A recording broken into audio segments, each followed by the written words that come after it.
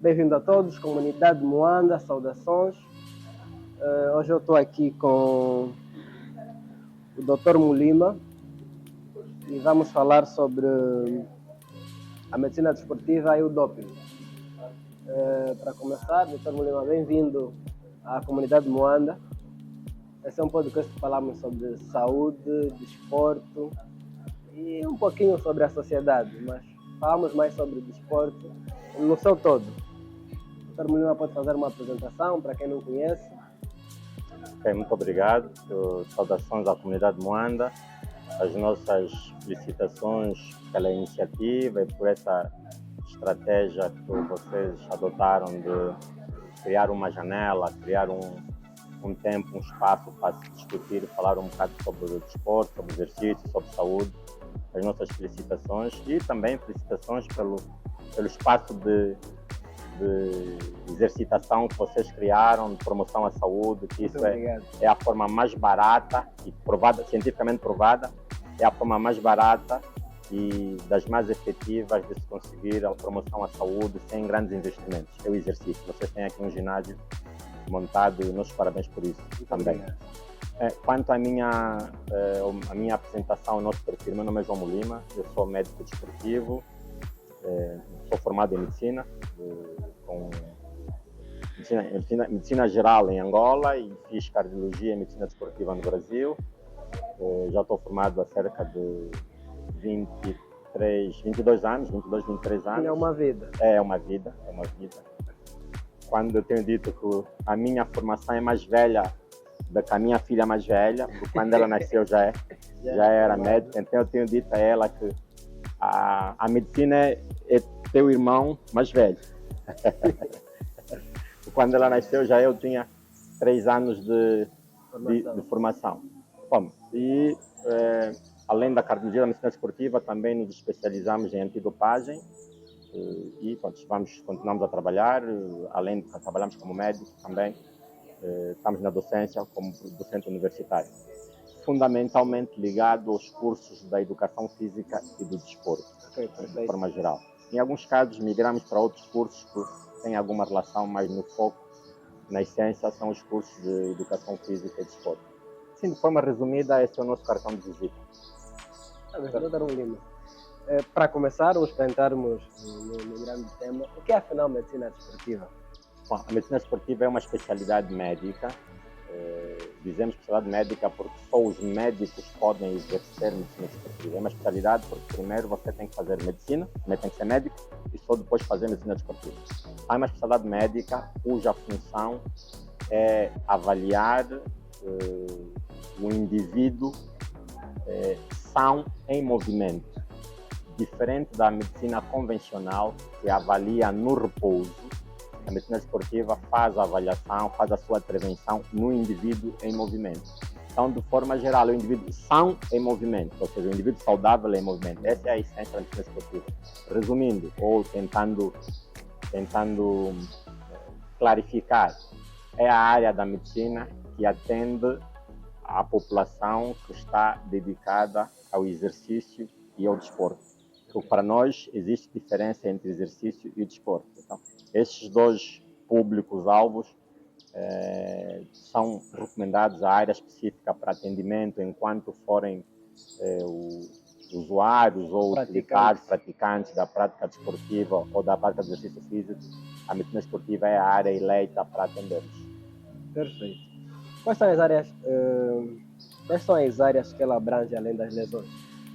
Na verdade, muitas áreas. A medicina esportiva é um mundo de opções. Dentro da própria medicina esportiva é uma especialidade, existem subespecialidades. Então, dentro da medicina esportiva nós podemos encontrar, temos nutrição, temos fisiologia do esforço, temos ortopedia, temos ortopedia desportiva, cardiologia desportiva, fisioterapia desportiva, temos pneumologia desportiva, ou seja, todas as outras, ou grande parte de todas as especialidades médicas podem ser adaptadas e aplicadas dentro da medicina esportiva. Então existe um leque de um conjunto de outras especialidades que ajudam e compõem a medicina desportiva. Por si só, a medicina desportiva não consegue dar resposta às necessidades de quem pratica exercício físico ou de quem faz desporto. Ela precisa ter o conjunto de outras especialidades complementares que lhe dão esse apoio. Algumas delas são essas que nós citamos. São aquelas também que são as mais comuns aqui no nosso meio. Se evoluirmos para um meio, digamos, do primeiro mundo, vamos encontrar um outro conjunto de especialidades médicas não tão comuns entre nós, que lá são muito usuais, como é a quiropraxia, como é a podologia, ou seja, tem gente só para tratar das unhas dos atletas, só para tratar dos pés, só para tratar dos dedos, enfim. No nosso dia a dia, quando digo nosso dia a dia, estamos a falar aqui mais com os países subdesenvolvidos, não é aplicável. Nós já temos problemas só para, digamos, para as grandes áreas, imagina para as pequenas, são um pouco mais difícil de encontrar profissionais, e se encontrar profissionais, o próprio mercado não absorve. Então, aqui para nós, os subdesenvolvidos, as principais áreas que têm apoiado a medicina esportiva é a ortopedia, a cardiologia, a fisioterapia, a nutrição. De forma resumida, são essas as grandes que dão apoio à medicina esportiva. E como está o desenvolvimento da medicina desportiva em Angola? Está pobre ainda. Está pobre. Ainda tem muito que fazer. E está pobre por três razões ou áreas que se tem que atingir. Recursos humanos. Há muito poucos profissionais formados na área. Destes poucos formados, a grande maioria não trabalha para o desporto, porque é uma área que não é rentável. As pessoas não conseguem viver só trabalhar na medicina do desporto. Então as pessoas procuram outras especialidades onde o rendimento social é mais efetivo, é mais robusto e permite uma condição social mais estável. Uma minoria, para se poder viver dentro da medicina desportiva, você tem que estar em locais muito específicos, e isso podemos citar só naqueles clubes, porque ninguém consegue viver isso a nível das seleções nacionais, não dá, só nos clubes. Aqui os clubes de topo. Só quem está num clube de topo é que consegue viver só da medicina desportiva. Os outros, quantos clubes de topo nós temos em Angola? Petro, 1º de Agosto, Inter, Cabos Corpo, Sagrada Esperança. Tirando esses 5, todos os outros, que é uma gota no oceano, todos os outros não conseguem profissionais da medicina esportiva, quer seja médicos, fisioterapeutas, não conseguem ter uma vida socialmente estável só estando na medicina desportiva. Então as pessoas precisam estar no desporto e ter um outro compromisso fora que lhes permita complementar, e isso faz com que não atraia, não motive muitos a ficarem na especialidade. Então essa perspectiva da valorização da especialidade, do ramo, da melhoria, como a valorização significaria melhoria das condições de trabalho e da própria remuneração, isso traria muito mais gente para a área da medicina desportiva. O número 2, ou a segunda dificuldade na medicina desportiva, falamos de recursos humanos, o número 2 são as infraestruturas, ou seja, o país tem apenas uma única unidade legalmente instituída, equipada, com profissionais, e está localizada em Luanda. O país não é só Luanda. Então, tem essa outra grande dificuldade, que as instalações precisam crescer pelo país, ou por províncias, se for o caso, se houver condição, ou então por regiões, também se a situação permitir. Seria talvez a solução ideal por agora, por regiões. Por regiões. Centros urbanos. Isso já foi pensado, tem as propostas que foram feitas há longo tempo, esperar que depois, quando a situação permitir, quem de direito possa materializar. E a terceira grande dificuldade que espelha a medicina desportiva é o apetrochamento dos equipamentos. Então você precisa, formar recursos humanos em quantidade suficiente e qualidade. 2, ter infraestruturas. Ter as unidades. 2 e 3, essas infraestruturas, no caso que vimos regionais, estarem devidamente equipadas. Sim. Então, com tecnologia atualizada, com equipamentos de última geração, e só assim acho que teremos um desporto melhor coberto pela medicina desportiva e ajudar o próprio desporto a elevar. Então, nós temos dito que o nosso desporto atingiu um nível e a nossa medicina desportiva está distante do nível. O nível do desporto é avaliado pelos resultados que o desporto alcança. Certo. Nós temos campeões africanos, temos campeões paralímpicos, no meu caso do Saiobo, temos recordistas, mas a nossa medicina não tem ainda o nível para acompanhar esse nível de atleta. Então ela vai precisar crescer e chegar a esse ponto, que é para poder igualar, ou pelo menos ficar muito próximo e estar à altura de atender às necessidades que o nível desportivo já alcançou. Por acaso nós estávamos no programa passado, nós falamos um pouco sobre a valorização do desporto. Porque em Angola, em si, viver do desporto como tal é difícil. Muito difícil. Quase ninguém.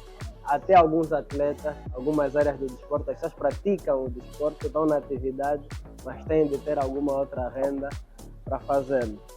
Talvez porque, mesmo nas comunidades, hoje em dia o desporto não cresce tanto.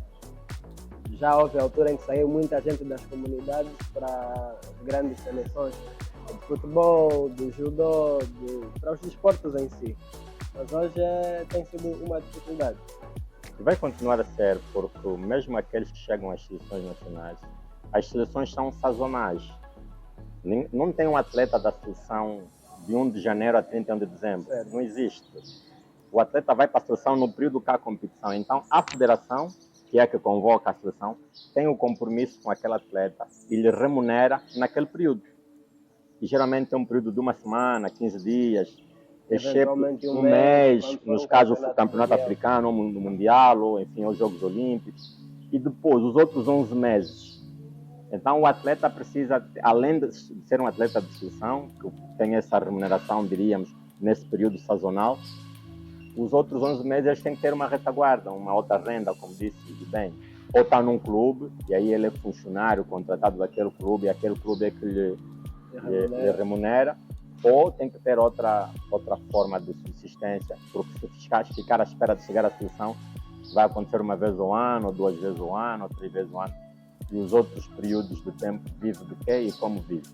Então é realmente muito difícil, ainda em Angola, viver só de desporto.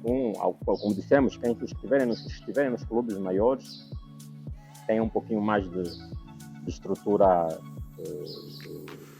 estável, comparando com a grande maioria da atletas. O último dado estatístico que tive acesso apontava, e essa informação está desatualizada, mas há cerca de mais ou menos 5 anos, estimava-se que Angola tinha cerca de 60 mil atletas do país todo, 60 mil. Somando todas as modalidades, do Cabinda ao Cunene, agora é do Lubito ao Mochico Leste, né? 60 mil atletas. Se contarmos os clubes grandes da Angola, os grandes, o Petro, Sagrada, Inter de Angola, Interclube, Cabos Corpo, 1º de Agosto, qualquer um desses, a grosso modo, vamos assim somar, são 5, vamos exagerar, cada um deles deve ter 1.000 atletas. Certo. Vamos exagerar, extrapolar. Dão 5.000 atletas. Dos 60 que se estima, ou seja, tem 55 mil atletas espalhados pelo país. Então, em tese, mesmo esses 5 mil que estão nesses clubes grandes, nem todos têm o mesmo tratamento, porque tem uns são da formação, que ainda não têm contrato, não têm remuneração, são jovens, só estão nas equipas principais, que é uma minoria da minoria. Então podemos... uma remuneração. Uma equipa principal de futebol deve ter 25, 30 atletas. Então, se nós multiplicarmos, vamos falar 30 vezes os 5 clubes, vai dar 150 atletas. Se exagerarmos com as outras modalidades, vamos estimar que existem mais ou menos no país, talvez 1.000 atletas que tenham salários fixos, consigam viver só do desporto. Então, tem aí 59 mil que vivem além do desporto, de outras práticas, de outras atividades sociais rentáveis que lhes permitam se manter. Então, é um trabalho grande ainda por se fazer para que o desporto seja rentável o suficiente, capaz de dar condições de boa vida, ou vida, digamos, estável, quer para os atletas, quer para todo o outro pessoal de apoio a quem os atletas fazem recurso. E, detalhe, nesse leque do pessoal de apoio, e aqui deixa eu fazer também vamos falar um pouquinho mais lá para frente, em função do tema, o desporto divide a população dentro do desporto em 2 grupos, os atletas e o pessoal de apoio. Todos os outros são pessoal de apoio. Treinador, médico, fisioterapeuta, dirigente, jornalista, pai, mãe, esposo, família. Todos esses é pessoal de apoio. Dentro destes 2 grupos, em regra geral, os atletas são os que têm os melhores rendimentos, certo, comparativamente. Então, isso para verificar que quem é profissional da saúde no desporto não tem um rendimento igual ao do atleta, é ainda mais baixo dentro da hierarquia, porque ainda tem os atletas, depois vem os treinadores, depois é que vem, de certa forma, o outro pessoal de apoio. Então, não é muito fácil, não se consegue viver com estabilidade para a grande maioria do pessoal de apoio que está no desporto.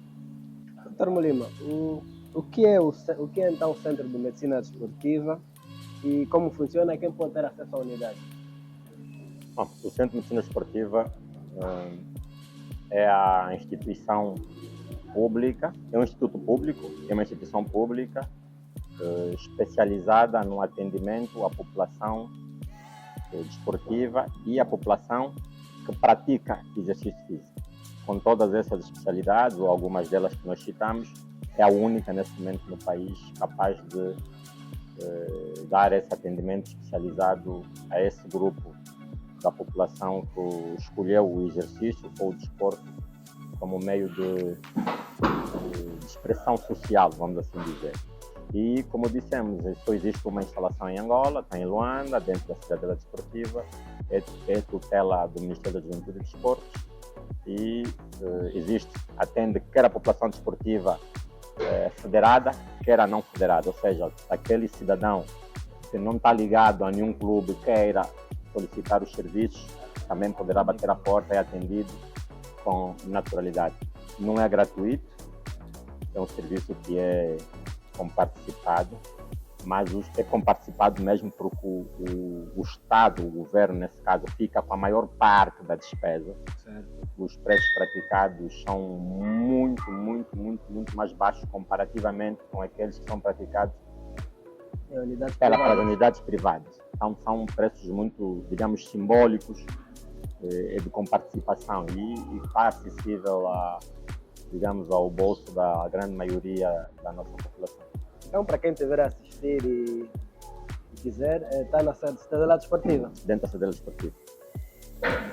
Bom, é preciso lá dirigir-se, saber o que tipo de serviço é que vai solicitar, fazer a marcação e quando vai ser encaminhado para o profissional adequado, é avaliado e em função da avaliação é feita a prescrição daquilo que tem que ser feito. Como é que a medicina desportiva pode ajudar na prevenção de lesões? Bom, uma delas é a avaliação desportiva, que é uma das funções da medicina desportiva e do Centro Nacional de Medicina do Desporto, é fazer a avaliação médica prévia ou pré-participação, ou seja, antes do indivíduo que quer começar a frequentar um ginásio, começar a se exercitar, ou antes do indivíduo começar a prática desportiva da sua época, sendo um atleta federado, o primeiro procedimento é submeter-se a uma avaliação médica desportiva. Ao fazer a avaliação, já é o primeiro ato de prevenção, porque ao ser avaliado, o atleta saberá em que condições está apto ou não está apto, e se está apto tem alguma limitação ou se não tem limitação. Se tiver alguma limitação, o que fazer para que essa limitação seja removida ou seja corrigida. E por outros lados, também saberá que ao fazer essa avaliação poderá receber uma avaliação de inaptidão permanente, porque as avaliações permitem essa temos 3 janelas possíveis de resultados: apto sem limitação, apto com limitação ou não apto. E o não apto, digamos, é de forma permanente, porque se percebe que tem alguma alteração orgânica em que o exercício se torna o gatilho para desencadear uma fatalidade. Nessas circunstâncias, quando se comprova na avaliação que o indivíduo tem essa condição, na maior parte das vezes, na maior parte genética, outras adquiridas, genética, lhe é interdito a prática do desporto ou até do exercício físico. O outro aspecto para a prevenção, tem a avaliação, que é pré-participação, e tem as avaliações regulares, que são feitas ao longo da própria época desportiva, tem as orientações em relação à qualidade do sono, à qualidade da água, a hidratação, a qualidade da alimentação. Todas essas estratégias são juntas, ajudam a manter a prevenção. A grosso modo, consegue-se fazer prevenção com, digamos, 5 pilares. 1, a avaliação médica desportiva antes de começar. 2, o repouso adequado. 3, hidratação adequada. Quando falamos adequada na hidratação, estamos a falar na quantidade e qualidade da água. 4, alimentação. E aqui não é comida, é alimentação, porque muda os conceitos.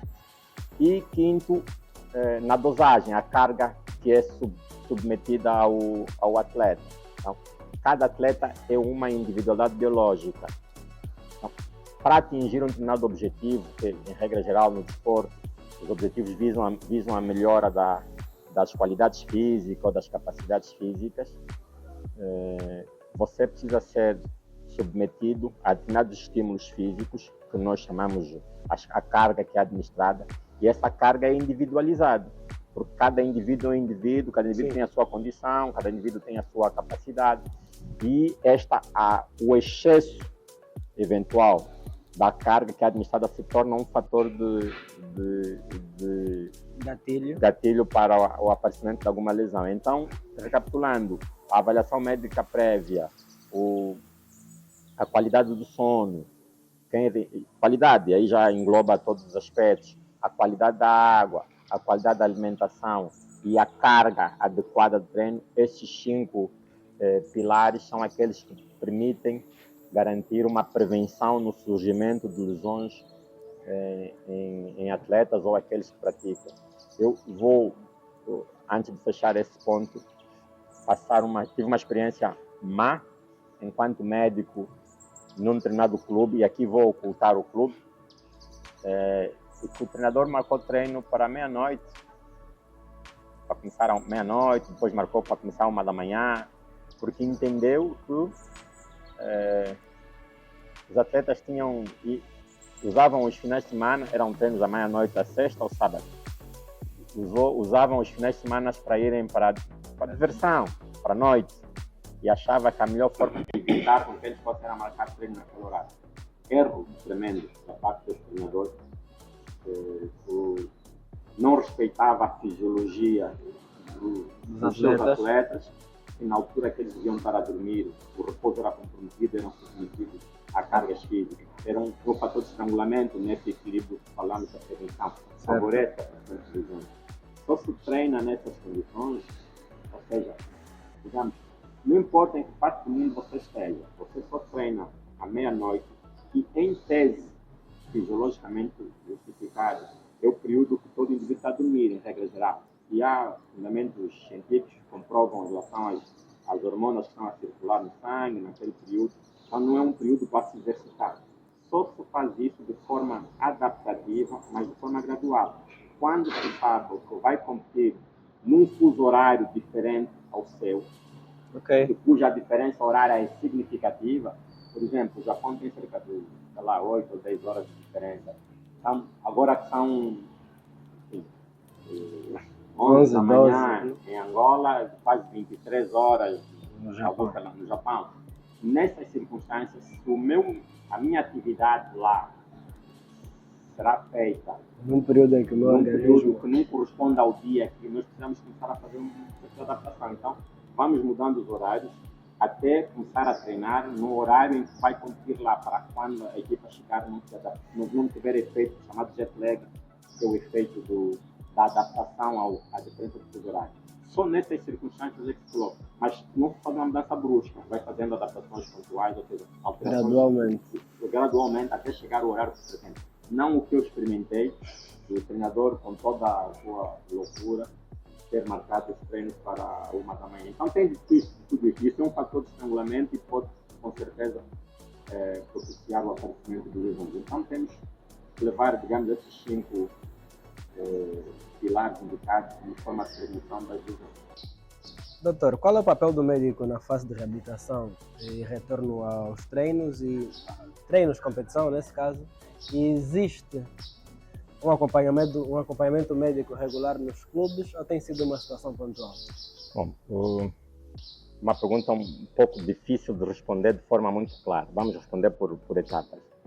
Bom, o papel do médico é de garantir com que esse retorno do atleta seja feito na altura e no momento certo, ou seja, ele faz o acompanhamento da evolução da recuperação do atleta e ele se certifica de todo o processo de recuperação e quando haver garantias do atleta, garantias com evidências, os exames complementares ou testes físicos, certeza que o atleta está recuperado o suficiente e então tem essa garantia de retorno. Então, ou seja, cabe o profissional médico e toda a equipa que o acompanha garantir que o retorno, o acompanhamento e o retorno do atleta seja feito no tempo certo. Porque tem 2 facetas, um retorno feito de forma antecipada prejudica, porque o atleta pode voltar a ter queixas ou agravar o quadro porque foi um retorno prematuro.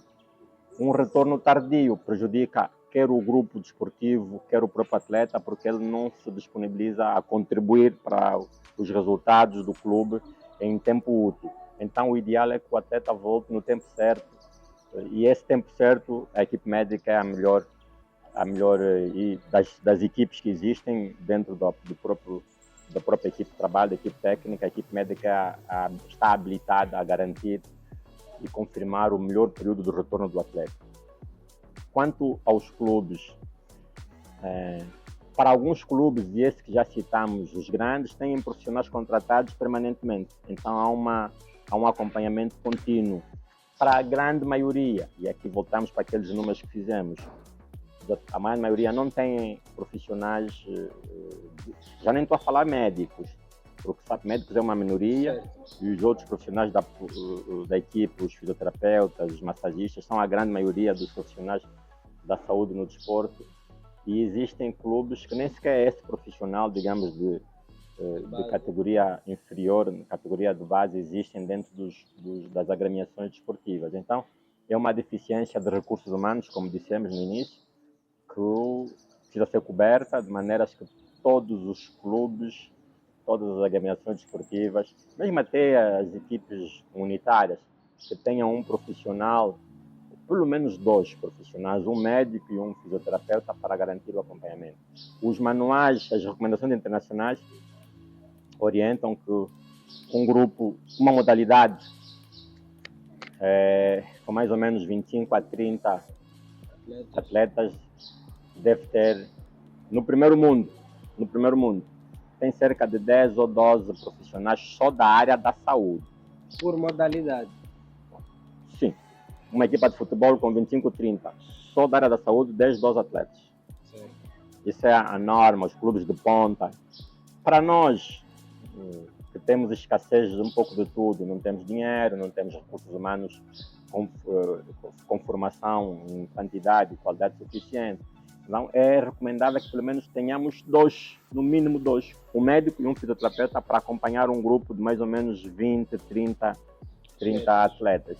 O que temos visto é grupos que nem sequer têm, e há erros que vão cometendo, que às vezes até as próprias seleções nacionais saem sem médico, ou às vezes saem só com o fisioterapeuta, não há médico, ou saem só com médico sem fisioterapeuta. Então há ainda um conjunto de erros administrativos, de procedimentos que vão sendo cometidos e precisam ser corrigidos. Em alguns casos, também a própria mentalidade dos dirigentes desportivos, que acham que a área da saúde desportiva, basta que é o suficiente, ou leva só o médico, ou leva só o fisioterapeuta. Então, tem sido, digamos, temos dito, o parente pobre dentro do desporto não tem recebido a valorização necessária. E a prova foi que, penso que há 2 anos, se a memória não me trai, fez uma gala, uma instituição privada angolana, fez uma gala de homenagem aos intervenientes do desporto, digamos, dos 50 anos, e não tinha citado nenhum profissional da saúde. Ou seja, tinha dirigentes, tinha treinadores, tinha atletas de mais variadas modalidades que deram o seu contributo no engrandecimento do desporto nacional. E pasmados nós da área ficamos que ninguém da área da medicina desportiva foi citado. Bom, existem pessoas mais velhas nossas que deram início a toda digamos, são pioneiros na medicina desportiva em Angola, contribuíram para muitos dos resultados que foram alcançados e não foram citados. Então, eu fiz, na altura, um comentário de protesto no local em que tínhamos tomado conhecimento, que era triste ver que, afinal, todo o resultado que foi alcançado até então, ninguém da área da saúde tinha participado. Não, quer dizer, o entendimento é que não tínhamos participado. Nós nunca tomamos parte, éramos inexistentes como profissionais. Então temos ainda essas desvantagens, e então falta sensibilidade, às vezes, para quem tem o poder discricionário de perceber que a equipa médica, e não é o profissional, mas a equipa, com pelo menos 2 profissionais, um médico e um fisioterapeuta, devem fazer parte de forma obrigatória das equipes desportivas, garantindo assim o acompanhamento médico a todos os profissionais daquele grupo. Lembrando que esta equipe médica não olha só para o atleta, olha também para os outros membros das equipes, os próprios treinadores, os próprios dirigentes, os que nos cortam dos grupos. Também, se passarem mal, nós é que vamos aproveitar para atendê-los. Mas espaços como este, aqui como a comunidade de Moanda, vem hoje em dia, com o advento da internet, ajudar as pessoas a entenderem que o desporto é um conjunto. É um conjunto. Tem um grupo de pessoas que trabalham para que aquilo aconteça. Tem os pais, tem os professores, tem os médicos, é um conjunto, é um mundo. É um mundo. Existe aqui um mundo para dar apoio e suporte. Entrando no tema do doping, que é um tema bastante... um tema muito falado, né? Um tema atual, bastante chamativo, curioso, e que muita gente gostaria de ter informação. O que é considerado doping e quais são as substâncias e métodos mais comuns ou mais utilizados? Bom, é considerado doping toda a substância ou método que seja proibido no Código Mundial Antidoping. Repito, só é considerado doping toda a substância ou método proibido no Código Mundial Antidoping. O Código Mundial é a lei que rege a luta contra o uso do doping no desporto. Esse código tem documentos complementares, vários. Um deles é uma lista de substâncias proibidas. Então, só o que está nessa lista é que é considerado doping. Outro aspecto, se não tiver nessa lista, não é doping. Outro aspecto a reter é que o doping é uma especificidade do desporto. Não existe doping fora do desporto. Se você não faz desporto, não está federado, ou não está, o termo correto é não está associado, porque você pode estar numa federação, também é uma associação. Bom, se você não está inscrito formalmente em alguma associação desportiva, as substâncias ilícitas que você usar fora deste âmbito têm outra denominação. Então, só se chama doping quando você usar, só se chama dopagem quando você usar o doping, o que significa qualquer método, qualquer substância que seja proibida no Código Mundial Antidoping.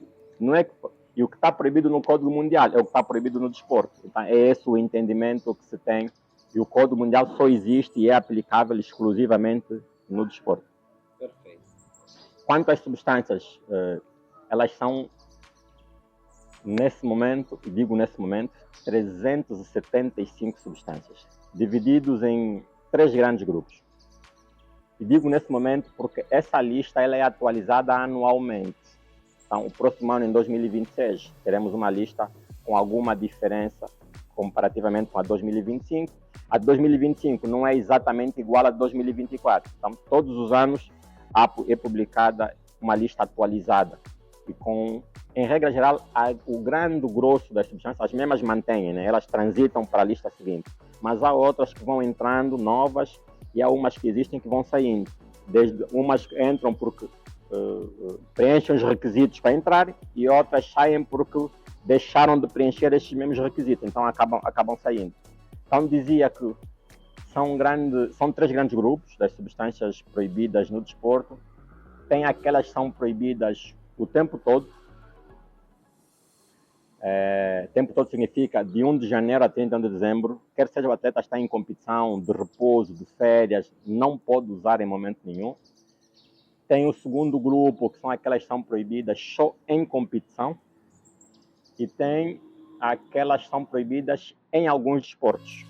Então, e dentro dessas 3 categorias, o tempo todo, em competição e em alguns desportos, existem um conjunto de substâncias dentro desses mesmos grupos. São inúmeras. De memória, de cabeça, não tenho as 375 gravadas no desporto. E repare que não existe uma droga ou uma substância considerada proibida para o desporto. Existem substâncias mais usadas por cada desporto. Porque as drogas, como reparou, é uma lista enorme, 375. Elas são categorizadas por grupos em função do efeito que provocam no organismo. Então, para algumas modalidades, usam mais um grupo, para outra modalidade, usam outro grupo, e assim sucessivamente. Então, a grosso modo, para os desportos de luta, e que é um bocado a praia da comunidade Moanda, é muito usual os estimulantes, né? Os anabolizantes, estimulantes. É muito usual as hormonas de crescimento, a testosterona. É muito usual os mascarantes, os diuréticos, de certa maneira. Quando se quer perder peso, a correr, usam drogas para ajudar a perder esse peso. Todas essas são as mais comuns nos desportos, digamos, de certa forma, de luta. Nos desportos aeróbicos, ciclismo, atletismo, as provas de resistência, natação, é muito comum o uso da eritropoetina, que é uma substância que aumenta a produção de hemoglobina. E a hemoglobina é a substância, a proteína que carrega o oxigênio no organismo. Então, tem sido essa as mais comuns. Dentro do atletismo ainda, e na natação, para aqueles atletas das disciplinas de velocidade, usam um bocado também as mais comuns dos desportos de luta, a testosterona, usam os estimulantes, efedrina, norepinefrina, que é para garantir benefício.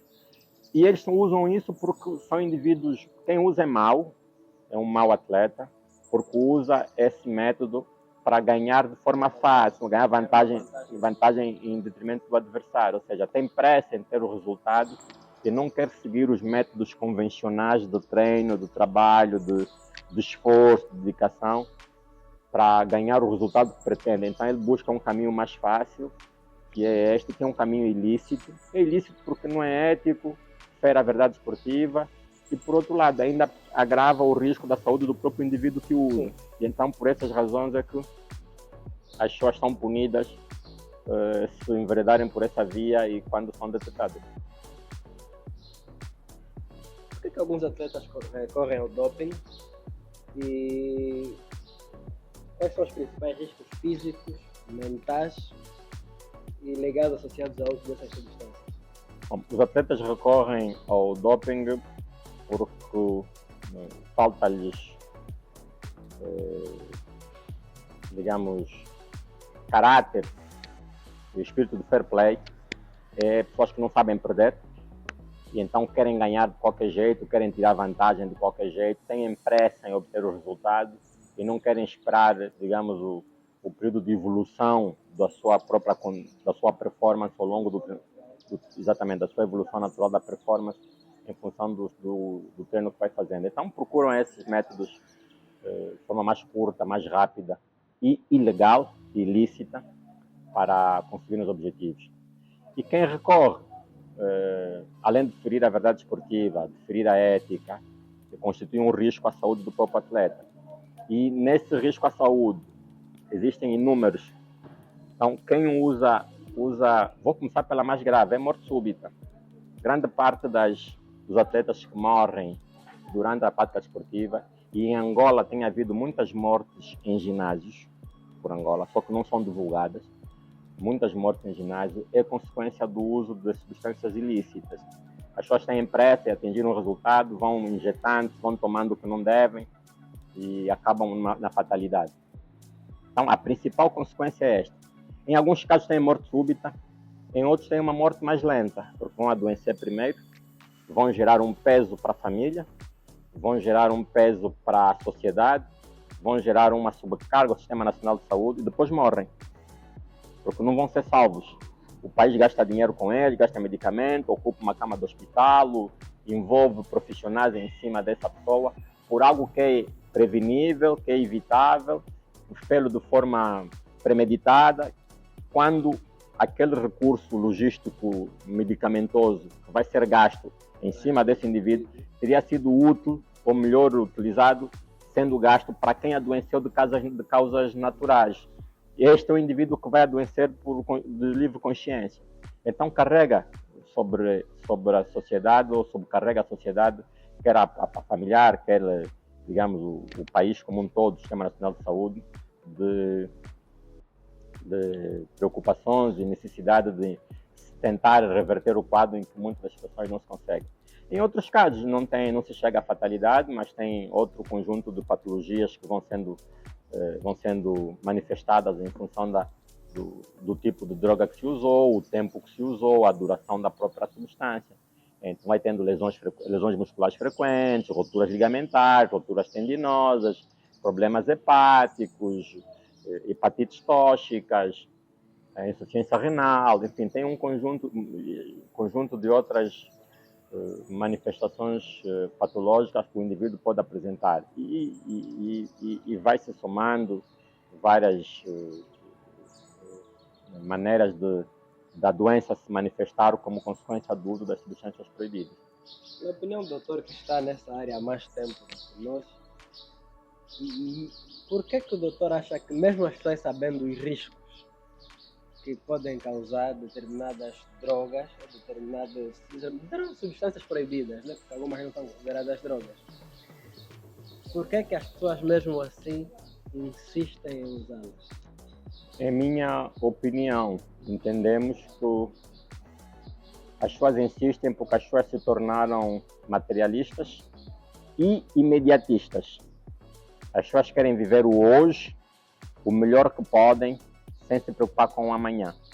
Então, materialista porque as pessoas hoje valorizam mais os bens materiais do que a própria vida. Imediatistas porque querem o bom e o melhor imediato. Então, se esquecem que o amanhã também existe, o amanhã também existirá. Então, não estão preocupados do que é que vai ocorrer amanhã. Estão preocupados que hoje eu quero estar bem, hoje quero ter a medalha olímpica, ou a medalha continental, ou a medalha de mundialista, e sem se preocupar com as consequências para o amanhã. Então, o imediatismo nos resultados e nas benesses que esse resultado trará é que leva com que as pessoas, mesmo tendo consciência, querem viver o hoje e amanhã depois vê-se e vão colhendo um conjunto de situações. E às vezes as pessoas se esquecem que não é só em Angola, isso é no mundo todo. Quando o indivíduo adoece a família também com ele, porque ele muda a rotina de toda uma família. Então, quem usa a dopagem é também, além de tudo, um egoísta, porque pensa em si, só em si, só que as consequências vão envolver e abarcar a sociedade de forma geral e a família em particular. Porque quando o indivíduo é doente, a família tem que estar ocupada, a família tem que estar a acompanhar, a família tem que se preocupar em comprar isso, comprar aquilo. Os amigos, os colegas, as pessoas mais próximas também se envolvem, né? Então, como um todo. Então, quem usa esse método, além de ser materialista, de ser imediatista, é também egoísta, porque pensa em si, só no resultado, mas sem perceber que as consequências no futuro elas vão chegar, e quando chegarem, pessoas que não têm, digamos, interferência, as pessoas que não têm interferência nessa decisão também são mobilizadas, quer queiram, quer não, são mobilizadas e acabam se, digamos, alterando as consequências e acabam alterando também a sua rotina, porque alguém decidiu ter resultados fáceis e de forma rápida. Isso é para a vida toda, pessoal. Isso é para a vida toda. Isso aplica em outras coisas. É para a vida toda. Não só para a saúde. Doutor, aqui em Angola nós temos casos conhecidos de doping, na Angola ou na região.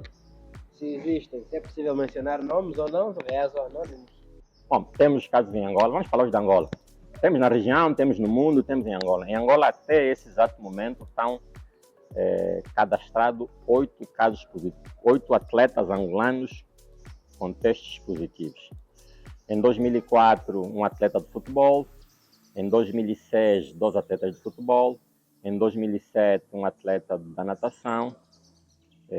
Em 2023, um atleta do judo e do atletismo.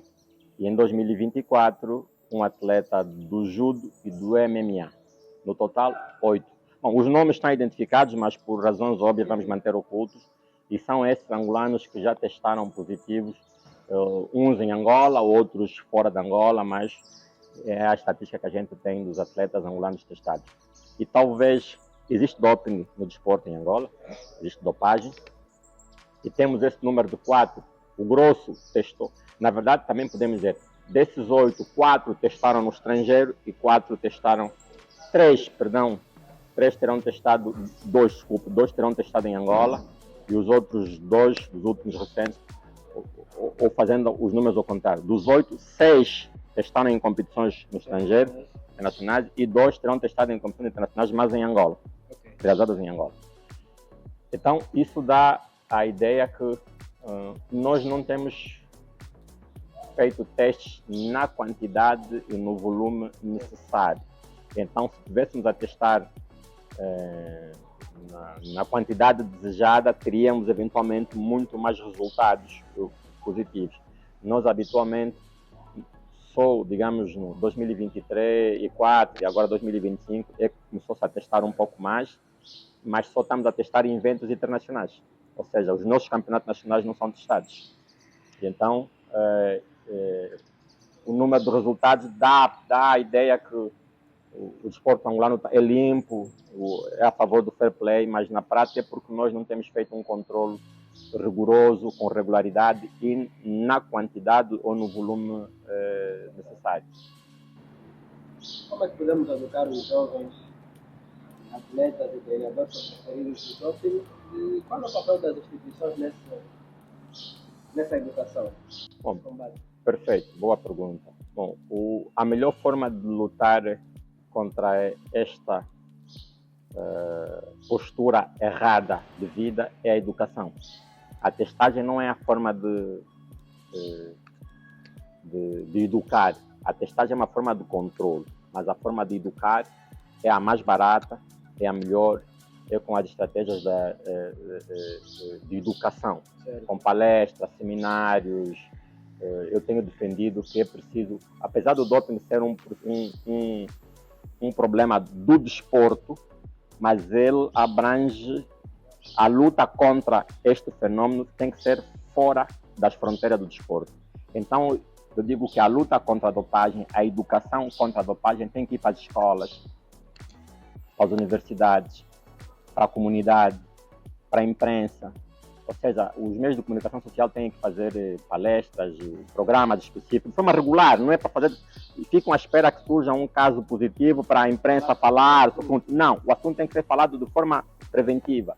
Então, as rádios, os jornais, as televisões deviam colocar regularmente, ou regularidade semanal, ou quinzenal, ou mensal, programas específicos para se falar disto, é uma forma de educar de forma contínua. Nas escolas, de todos os níveis, desde o primeiro ciclo à universidade, adequada à faixa etária, à linguagem. Por exemplo, no primeiro ciclo, a cadeira de Educação Moral e Cívica. Sim. Então, um módulo específico, adequado à faixa etária, para explicar que isso é um caminho que não se pode seguir.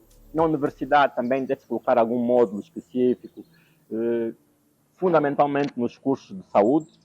Eu defendo, por exemplo, que todos os cursos de saúde, formação média, formação superior, enfermagem, análise clínicas, medicina, tudo que está ligado à saúde devia ter um módulo sobre educação contra a dopagem. E os cursos de educação física e desporto, porque, em tese, quem faz educação física e desportos ou vai trabalhar para a educação física, no sistema de ensino, ou vai trabalhar para o desporto, ou às vezes estará as duas áreas. Então, esse indivíduo precisa ser preparado, ser educado contra a dopagem. Então, hoje, o que eu defendo, ou que nós defendemos, é que a educação contra a dopagem tem que sair, a luta contra a dopagem, a educação tem que sair do desporto. Não pode ficar limitado às fronteiras do desporto. É preciso expandir isto de maneira com que o atleta, porque a dopagem é do desporto, o atleta sinta que tem um cordão de segurança, que tem uma fronteira sanitária que lhe ajudam e lhe apoiam para que não caia nessa perspectiva. Porque nós temos que perceber que todo indivíduo na sociedade é amigo, ou pode ser amigo, parente, vizinho, conhecido de um atleta. Sim. Então, se todos esses... E, por outro lado, todo jovem, agora hoje, 8, 10, 9 anos, é um potencial atleta. É um potencial atleta. Ele pode ser...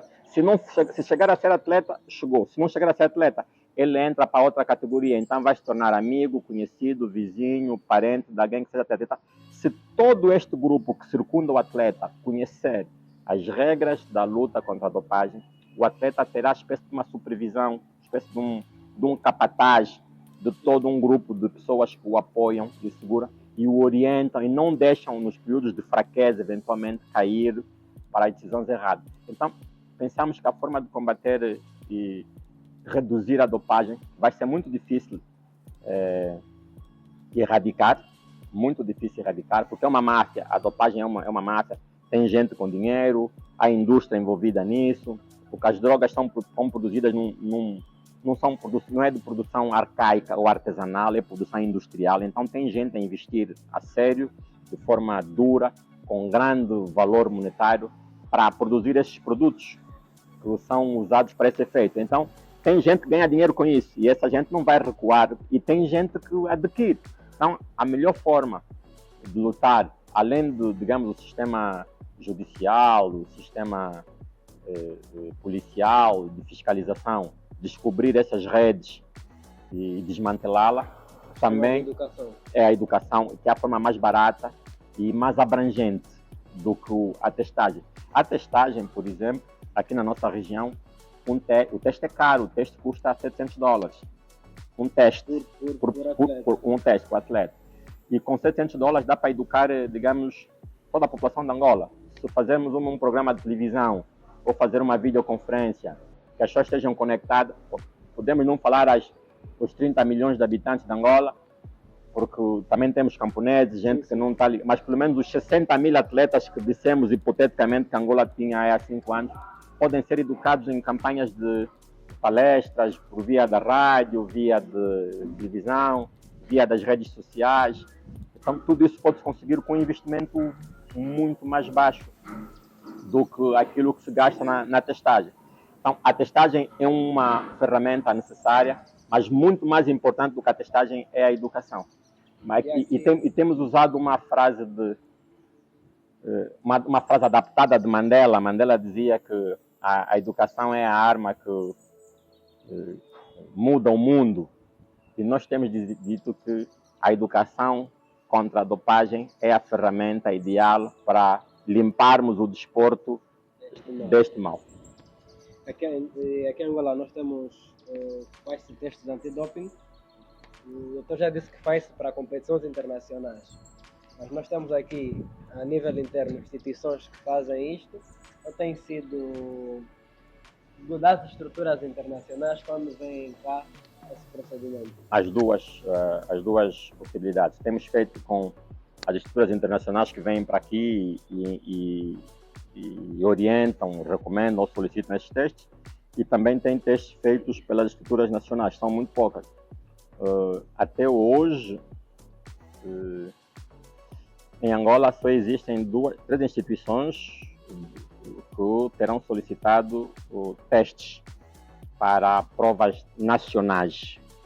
Uma foi a Federação Angolana de Handball, outra foi a Federação Angolana de Handball, que solicitou uma única vez para o Campeonato Nacional de Handball. A Federação de Atletismo já solicitou, mas é para a prova internacional a São Silvestre. E a CRDS, que é uma empresa privada, que tem solicitado para a Meia Maratona Internacional de Luanda, que é uma prova também internacional. Então, nós não temos feito teste nas nossas provas nacionais. As federações solicitam, mas acabam sendo para os eventos. Agora, mais recentemente, estão a solicitar, pelo menos agora em 2025, já 2, 3 federações solicitaram e acabaram sendo feitos para provas internacionais realizadas em Angola. E o Comitê Olímpico, todos os países que são subscritores do Código Mundial Antidoping são obrigados a ter um órgão no país que é o órgão responsável da luta contra a dopagem.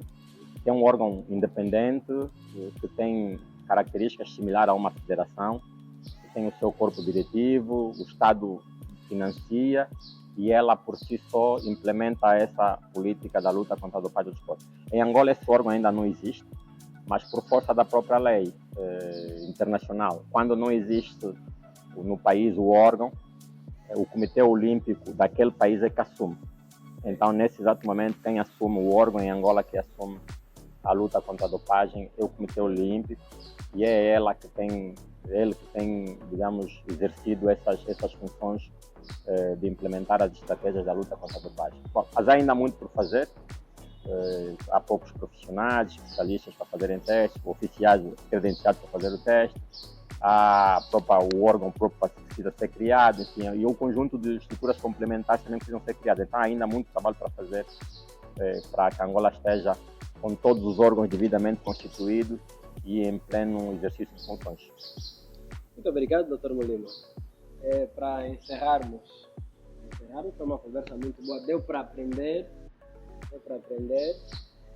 Para encerrarmos, gostaríamos que o Dr. Molina deixasse uma mensagem para atletas, pais, treinadores e dirigentes, mas antes disso gostaríamos de saber como é que foi a transição do Dr. Molina de atleta, professor de educação física, para medicina, para essa nova fase. Exato. Bom, é uma história longa. Bom, como dissemos no início, sou formado em medicina, mas antes eu fiz a minha formação média em educação física, porque eu fazia desporto. Eu comecei a praticar atletismo e comecei a praticar aos 11 anos. E sempre tive resistência em casa. Eu vivia com o meu irmão mais velho, e o meu irmão mais velho dizia que o desporto consome tempo, o desporto vai roubar o tempo que precisaria dedicar aos estudos. Então não devia treinar e não tinha como poder continuar a treinar. E aí tive que fazer uma aposta com ele e a solução foi que as minhas notas não podiam baixar. Se não baixassem, eu continuaria a treinar. Se baixassem, acabava o desporto. Então foi um desafio. Felizmente nos empenhamos, conseguimos manter as notas sempre no topo. Não eram aceitas em casa notas inferiores a 15 valores. E aí fomos até concluirmos na altura o ensino médio começava na 9ª classe, né? O ensino de base terminava na 8ª, até concluímos a 8ª. E nessa altura tínhamos que ir para o médio, a guerra em casa continuava em relação... Quer dizer, era uma guerra do bem, diríamos, não era uma guerra do bem. Em relação ao desporto, e aí percebemos que uma das formas boas de eu poder casar o que eu quero era continuar os meus estudos dentro da área do desporto. E então, em vez de fazer um outro curso, de tantos outros sonhos que tive, mesmo depois de ter feito a educação física, então decidi fazer educação física no curso médio. Certo. E quando eu me ponho no curso, faço o teste, passo dentro do curso médio de educação física, aí em casa, na verdade, acabei esvaziando um pouco o argumento, porque eu já estava no curso do desporto, estava ligado à área, então fazia alguma lógica casar, e então não houve, a partir daquela altura já não houve grande resistência, e houve apenas o estímulo para manter as notas. E aí sim, começamos, fizemos educação física. Ao longo da educação física tínhamos vários sonhos, queríamos fazer pilotagem, tínhamos um sonho de fazer pilotagem. Fomos fazer o teste de pilotagem, passamos, mas nessa altura já tinha começado o curso de medicina, porque eu terminei em 94 o INEF, educação física, entrei para a faculdade. Depois de estar no primeiro ano da faculdade, é que abrem o curso de pilotagem. Como era um sonho, eu tinha, na verdade, dois grandes sonhos, ser piloto ou ser médico. E só que surgiu primeiro a oportunidade da medicina. Então fomos fazer o teste, entramos e passamos, ficamos bem posicionados na seleção no teste de aptidão. E quando estávamos no primeiro ano do curso de medicina, abre o curso de pilotagem. Vamos lá fazer também. Fomos lá, fizemos o curso de pilotagem, passamos. Depois ficamos agora... Tentar balancear. Para onde é que vamos? Ficamos na educação, na medicina, ou vamos para a pilotagem? Queríamos fazer as duas coisas ao mesmo tempo, mas a coordenação do curso de pilotagem não permitiu, porque a pilotagem era o dia todo, e nós tínhamos que estar lá o dia todo. Nós queríamos ficar só um período a fazer medicina e outro período a fazer pilotagem, mas sendo que não era possível, porque as regras não permitiam. E aí tivemos que optar, o bichinho para ser médico era maior, e nesse caso, como já viemos do desporto, queríamos ser médicos desportivos, então queríamos continuar a aliar o desporto. Já tinha entrado, já estava a correr na veia e não queríamos, então o sonho foi fazer medicina desportiva. E nesse período, enquanto fazíamos medicina e fomos fazer o curso de pilotagem, estávamos a dar aula de educação física, porque tínhamos terminado o INEF. Na altura que terminamos o INEF, também não havia ainda em Angola, foi em 94, não havia instituições de ensino superior em educação física e desporto. Então, a área mais próxima de quem fazia educação física na altura, uma das mais próximas, além de fazer ICHED ou fazer faculdade de ciências, na faculdade de ciências, era fazer medicina. Então, fui fazer medicina, porque também, na altura, talvez se na altura existisse em Angola instituições de ensino superior de educação física e desporto, talvez não tivesse feito medicina, teria feito educação física e desporto. Mas foi assim, digamos, essa trajetória, não foi tanto uma transição, foram pulos que fomos fazendo de um lado para o outro, e hoje cá estamos com alguma satisfação pelo percurso que trilhamos, e o que agora queremos daqui para frente, deixar o nosso legado, ter gente que possa dar continuidade àquilo que nós estamos... O doutor era uma máquina, o doutor queria fazer medicina, pilotagem, ainda estava a dar aula. Já estava a dar aula de educação física. Não teria tempo para mais nada, doutor? Bom, a vida é assim, a vida é feita de opções. Uma máquina. Também éramos mais novos, não tínhamos ainda a responsabilidade, tínhamos 20 e poucos anos, sabe, com 20 anos a energia é quase infindável, né? Eu diria que eu tinha duas baterias, enquanto uma estava a funcionar, a outra estava a carregar, e então era inesgotável. Eu lembro, e isso ficou muito evidente, porque quando eu vou fazer o teste na Faculdade de Medicina, publicaram os resultados, como é que se chama? O edital do curso, do teste, com os tópicos, inscrição, do edital ao teste 15 dias.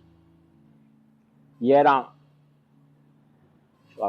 umas 5 páginas só dos tópicos. Para quem vinha de um curso de educação física, tinha vantagens só para anatomia e para fisiologia, mas não tinha desvantagem para a parte da patologia, das doenças, que nós não estudamos doença em educação física. Mas aqueles que vinham do IMSS tinham maior vantagem. Então imagina em 15 dias ter que estudar tudo aquilo. Nesses 15 dias de preparação, quero garantir que não lembro se dormi, a cabeça doía o tempo todo, e por coincidência doía só uma parte. Eu dizia, ok, a parte que está a doer, está a descansar, a outra parte vai absorver. Era literalmente assim. Então foram 15 dias mais difíceis, digamos, na minha vida enquanto estudante. Fizemos um teste, ficamos bem posicionados na altura, ficamos com a melhor nota do teste de aptidão de 97 na Faculdade de Medicina. E aí ficamos felizes porque e o desporto nos ensinou isso, que o resultado só é bom quando você alcança a meta, porque quando você não alcança todo o esforço que foi, alcança a meta ganhando. Certo. Então quando você não ganha, é porque alguma coisa terá faltado no caminho dessa trajetória. Então, foi assim que construímos, com esse esforço, com esse sacrifício, que conseguimos lutar e alcançar grande parte das metas que nós idealizamos. E cá estamos. E ainda estamos na luta, ainda não paramos. Para frente é o caminho. Estamos aqui para ajudar no que podemos. Muito obrigado por essa. Obrigado mais uma vez. Nós agradecemos. Para pais, atletas, filhos. Muito bem. Para quem gosta de esporte, pratiquem, exercitem-se. Se não puder praticar desporto, porque nem todo mundo vai poder fazer desporto, porque desporto significa fazer exercício regular, planificado, sob égide de uma instituição credenciada, ou sob uma federação, uma associação. Nem todos vão poder fazer desporto, mas todos podem fazer exercícios físicos. Então, se exercitem, pelo menos, de forma regular, busquem orientação de profissionais, profissionais de treino, professores de educação física, não se exercitem de forma aleatória, porque o exercício ele funciona como um medicamento, e como qualquer medicamento tem que ser na dose certa. Se você fazer em excesso, prejudica. Se fazer uma dose baixa, não tem benefício nenhum. Então é preciso ser na dose certa para produzir benefício. Então os pais incentivem os filhos, as famílias a se manterem ativos, porque além de se tornarem saudáveis, porque é uma forma de promoção à saúde e de prevenção, é também uma forma de contributo à sociedade, porque um indivíduo saudável é um indivíduo socialmente econômico, produtivo e que contribui de forma efetiva no crescimento do país. Se quiser marcar uma consulta, se quiser seguir o doutor nas redes sociais. Bom, o ideal é que seja pelas redes sociais. Nós temos uma página no Facebook, que é João Mulima, e as pessoas podem procurar e vão encontrar. Está a nossa foto.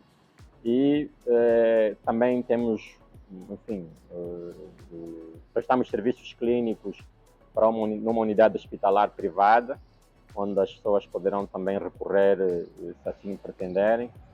Não tem o número de telefone de cor, também podemos, sim, mas vamos deixar podemos partilhar e depois vocês colocam no rodapé. Então estamos disponíveis para atender quer atletas, quer população não desportiva, não atletas, enfim, para aquilo que for necessário, para a orientação. Em relação à dopagem ou antidopagem, nós criamos uma linha direta, onde as pessoas podem contactar-nos para obter todas as informações que desejarem sobre a antidopagem, de forma gratuita, quer seja por ligação telefônica, chamada normal, mensagem, ou por algum aplicativo do WhatsApp, de mensagens, e também por e-mail poderão nos contactar. Também vamos deixar que vocês depois coloquem isso no rodapé, essa linha direta, para quem quiser tirar esclarecimentos sobre a antidopagem, estaremos todos disponíveis para dar todo esse apoio. Esse foi mais um programa, muito obrigado por terem assistido até o fim, deixem um comentário, eu cheguei até o final, para quem assistiu, Dr. Mulima, ficamos com o compromisso de quando precisarmos de voltar a chamá-los. Fiquem à vontade, a porta está aberta, ou melhor, vocês já têm as chaves, né? Quando precisarem é só abrirem, chamem-nos sempre que acharem necessário e cá estaremos disponíveis sempre para dar o nosso contributo e partilhar um pouco daquilo que nós absorvemos ao longo dessa trajetória de vida. Muito obrigado. Obrigado a nós pela disponibilidade.